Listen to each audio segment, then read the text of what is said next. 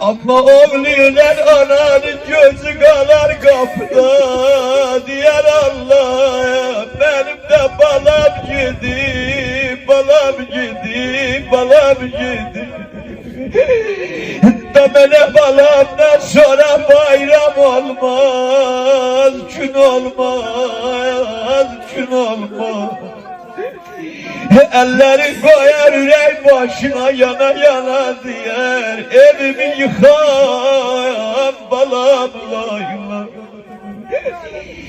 Kapımı bağlar koyar, balamla, balamla. Bazı sözler var Kur'an'a adamın yüreği yandırar şebap ilayan. Hiddet bilmezsen adam gerek taş ola bunu ağlamıyor. Bu cavanlara kurban olun.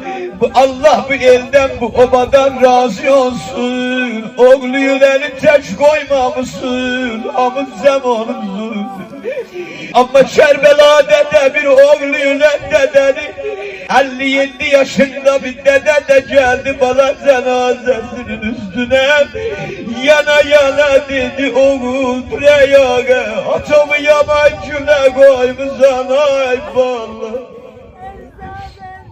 Bilmirəm sesimi kimler eşidir, bilmirəm kimler var, yaralarına tokunacağım ama neyim?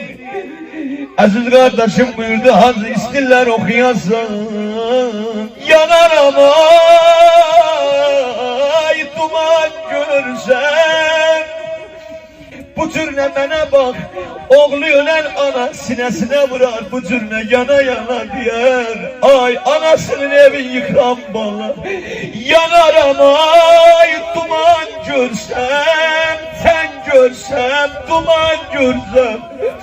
Oğul kalbimin başı ot tutup yanar, hayatta bir taban görsem, taban görsem.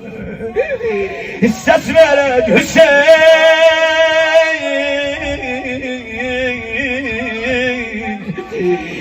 7 gündü bala gözlerim kalım yolunda. Elə bilmə 7 gündü sakit dayanmışam. Balam canı yok.